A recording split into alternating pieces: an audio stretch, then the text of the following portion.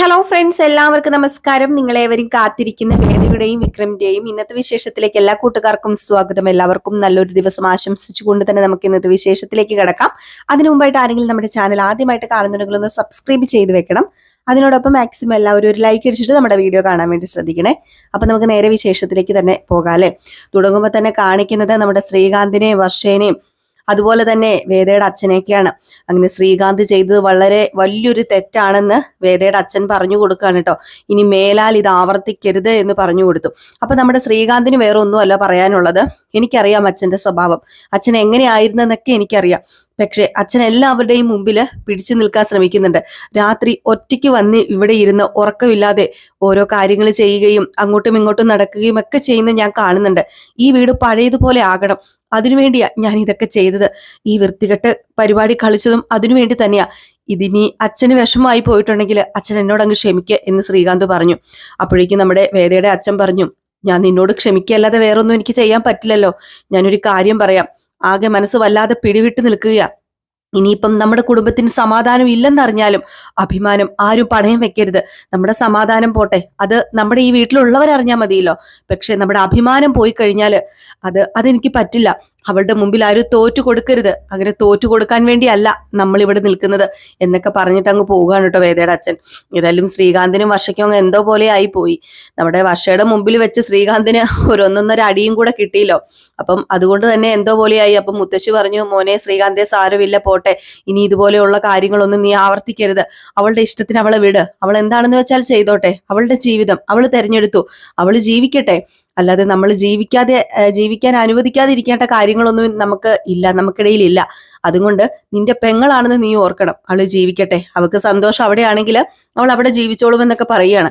വർഷയ്ക്ക് ഇത് കേട്ട് കഴിഞ്ഞപ്പോൾ ദേഷ്യം വന്ന് വർഷ അകത്ത് കയറി പോയി കേട്ടോ. പിന്നെ കാണിക്കുന്ന സീൻ എന്ന് പറഞ്ഞാൽ നമ്മുടെ വേദേനെയാണ്. അപ്പൊ നമ്മുടെ വേദ ഇങ്ങനെ ഓരോ കാര്യങ്ങളൊക്കെ ചെയ്തുകൊണ്ടിരിക്കുമ്പോഴത്തേക്കും നന്ദിനി നമ്മുടെ വേദന കുത്തി കുത്തി പറഞ്ഞ് വേദനിപ്പിക്കുകയാണ്. വേറെ ഒന്നുമല്ല നന്ദിനിക്ക് പറയാനുള്ളത്. നന്ദിനി വേദ കേൾക്കാൻ വേണ്ടി നാണമില്ലല്ലോ. ചിലവരെ എത്രയാട്ടി ഓടിച്ചാലും ഇവിടെ നിന്ന് ഇറങ്ങിപ്പോവില്ല. അത് നാണമില്ലാന്ന് ദിവസം ചെല്ലും തോറും തെളിയിച്ചുകൊണ്ടിരിക്കുകയാണ്. പിന്നെ വീട്ടുകാരൊരു വില നിശ്ചയിച്ചു. അത് വെറും 15 ലക്ഷം രൂപ. സ്വന്തം വീട്ടുകാര് ഇങ്ങനെയൊക്കെ ഒരു പെൺകുട്ടിക്ക് വിലയിടുവോ? ഓ, ഓർക്കുമ്പോ തന്നെ എന്റെ കൈക്കും കാലിനൊക്കെ ഒരു കുളിരിപ്പ്. അപ്പോഴത്തേക്കും വേദ ചോദിച്ചു, എന്താ ഏടത്തേക്ക് തണുക്കണുണ്ടോ ഇത്ര കുളിരാൻ വേണ്ടി? ആ, എനിക്ക് തണുക്കണുണ്ടോ ഇല്ലയോ എന്നൊന്നും ഞാൻ പറയുന്നില്ല. ഞാൻ പറഞ്ഞതിൽ എന്താ വേദയെ തെറ്റിയിരിക്കുന്നത്? നിനക്ക് ഇവിടെ നിന്ന് ഇറങ്ങിപ്പോക്കൂടെ? നിന്റെ അഭിമാനം പണയം വെച്ച് എന്തിനാ നീ ഇവിടെ നിൽക്കുന്നത്? നീ ഇവിടെ നിന്നിട്ട് നിനക്ക് എന്തെങ്കിലും നേടാനുണ്ടോ? ഭർത്താവിന്റെ വായിൽ നിന്ന് അത് മാത്രമേ കേൾക്കാനുള്ളൂ. ഇറങ്ങിപ്പോ.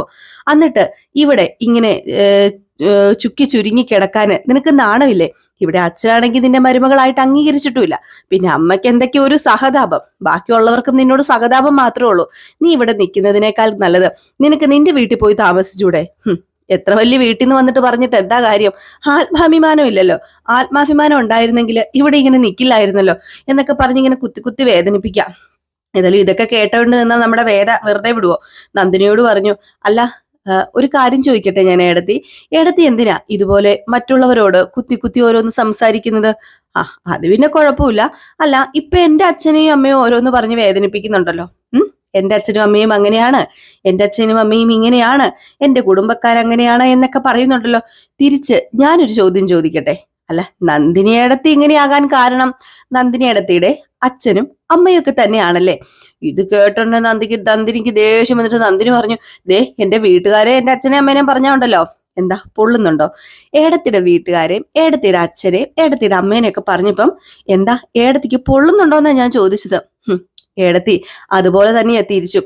എന്റെ ഭർത്താവിനെ കുറിച്ചും എന്റെ അച്ഛനെ കുറിച്ചും എന്റെ അമ്മയെക്കുറിച്ചും എന്റെ കുടുംബക്കാരെ കുറിച്ചും പറഞ്ഞാലേ എനിക്ക് പൊള്ളും.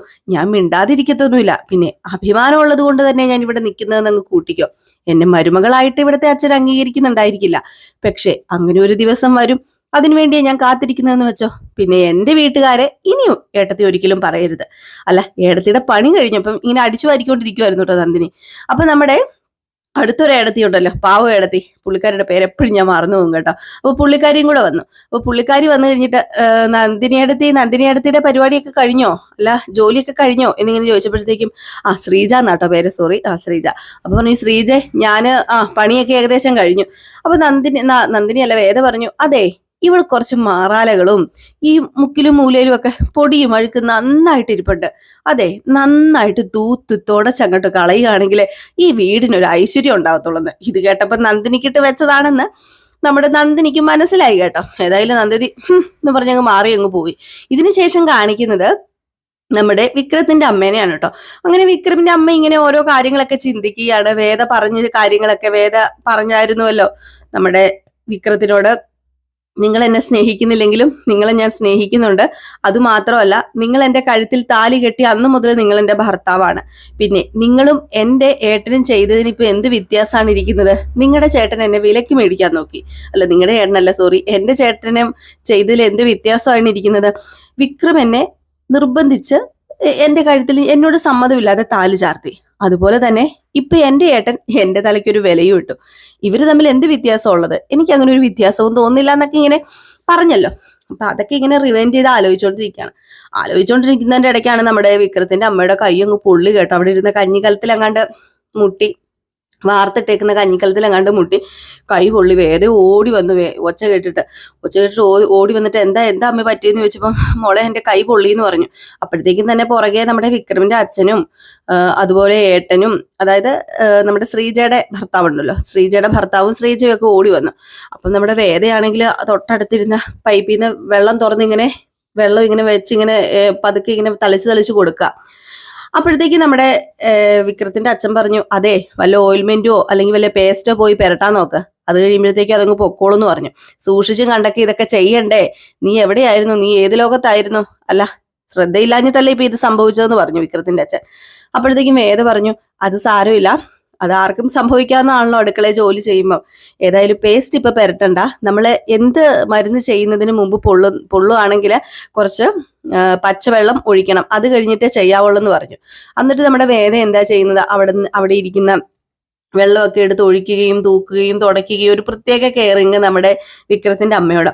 അപ്പൊ ഇത് നോക്കിക്കൊണ്ടിരിക്കുക വിക്രത്തിന്റെ അച്ഛൻ.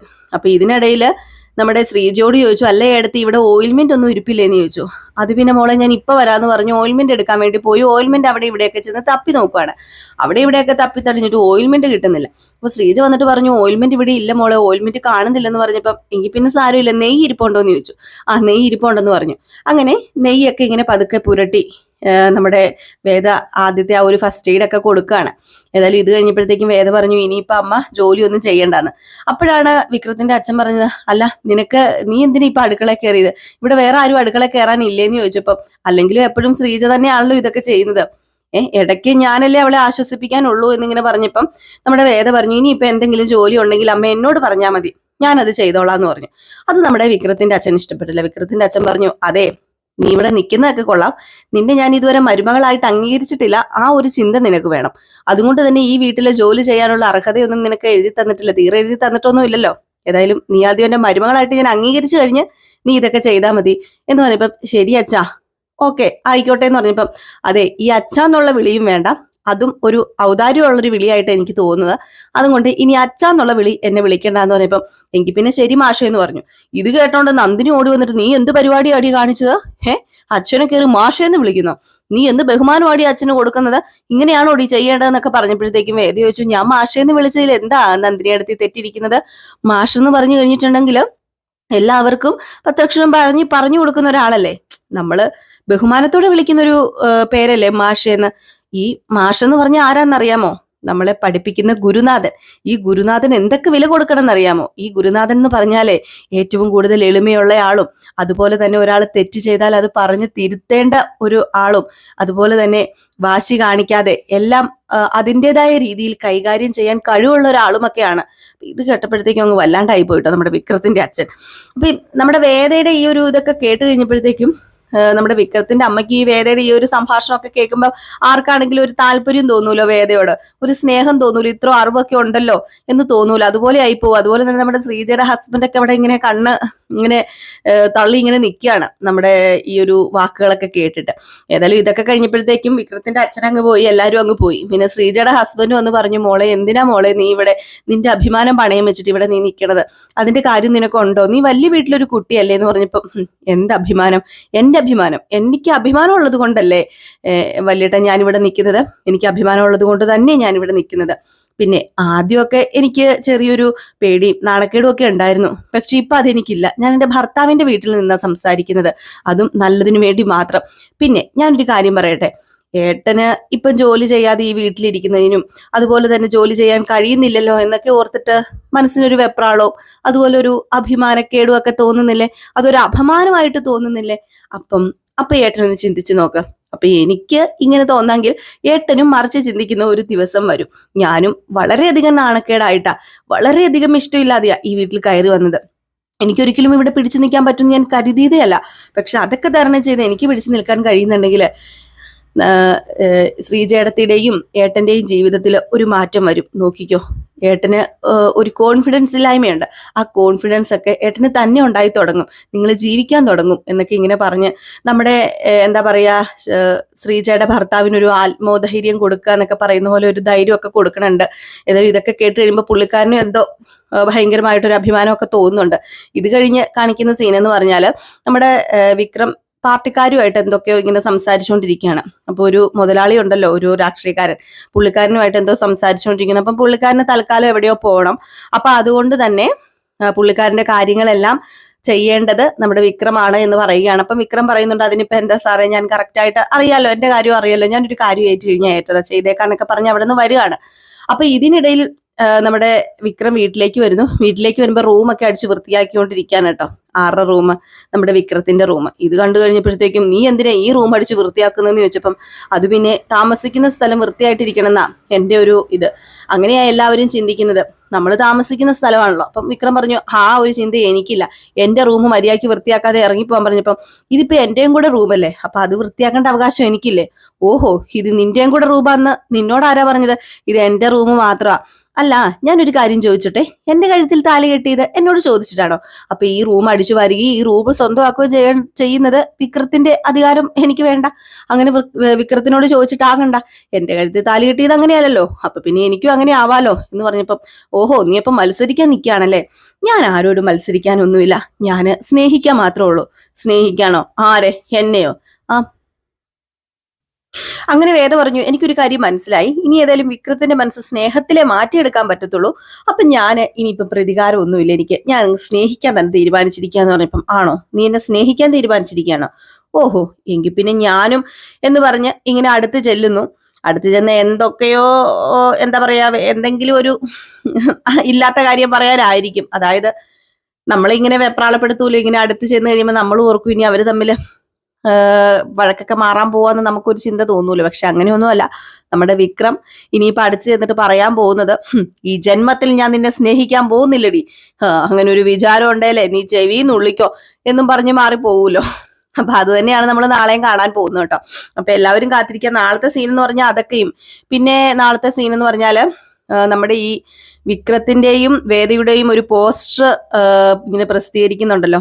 ഒരു പോസ്റ്റർ ഇങ്ങനെ പ്രസിദ്ധീകരിച്ച്, അതായത് നമ്മുടെ വിക്രം അറിയുന്നില്ലത്, വേദയും വിക്രവും ഒരുമിച്ച് നിൽക്കുന്ന ആ ഒരു പോസ്റ്ററൊക്കെ നിങ്ങൾ പ്രമോയിൽ കണ്ടു കാണും. നമ്മൾ ജനറൽ പ്രമോയിൽ പറയുകയും ചെയ്തായിരുന്നു.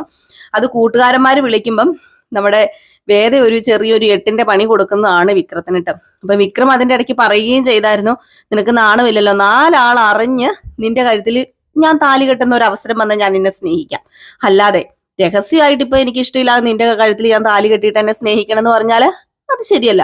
വിക്രത്തിന്റെ ഭാര്യ എന്ന ഒരു ഈ പ്രദേശത്തുള്ളവർക്ക് ഇപ്പം ഈ ഒരു അടുത്തുള്ള കുറച്ച് പേർക്കല്ലേ അറിയത്തുള്ളൂ. ഈ ലോകം മുഴുവൻ നീ വിക്രത്തിന്റെ ഭാര്യ എന്ന് അറിയുകയാണെങ്കിൽ ഓക്കെ, ഞാൻ നിന്നെ അംഗീകരിക്കാം, അല്ലാതെ എനിക്ക് നിന്നെ അംഗീകരിക്കേണ്ട കാര്യമില്ലല്ലോ എന്നും പറയുന്നുണ്ട്. അപ്പൊ അതുകൂടെയാണ് വാശി കയറിയിട്ട് നമ്മുടെ വേദ എങ്കിൽ പിന്നെ ലോകം മൊത്തം അങ്ങ് അറിഞ്ഞോട്ടെ, ഈ പ്രദേശം മുഴുവനും അങ്ങ് അറിയട്ടെ എന്ന് പറഞ്ഞ ആ ഒരു പോസ്റ്ററില് നമ്മുടെ വേദയുടെ ആ ഒരു ഫോട്ടോയും കൂടെ വെക്കുന്നത്. അപ്പൊ അതൊക്കെ ഏതായാലും നമുക്ക് കാത്തിരുന്ന് തന്നെ കാണാം. എല്ലാവരും കാത്തിരിക്കുക. നമ്മൾ എന്നും ഒരു 9 മണി കഴിയുമ്പം വേദയുടെയും വിക്രത്തിന്റെയും കഥയുമായിട്ട് വരുന്നുണ്ട് കേട്ടോ. അപ്പൊ എല്ലാവർക്കും ടാറ്റ, ബൈ ബൈ.